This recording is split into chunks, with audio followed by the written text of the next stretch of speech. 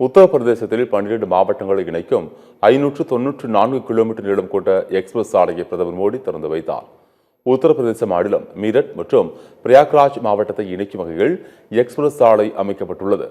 594 kilometre நீளம் கொண்ட இந்த எக்ஸ்பிரஸ் சாலைக்கு கங்கா எக்ஸ்பிரஸ் சாலை என பெயரிடப்பட்டுள்ளது.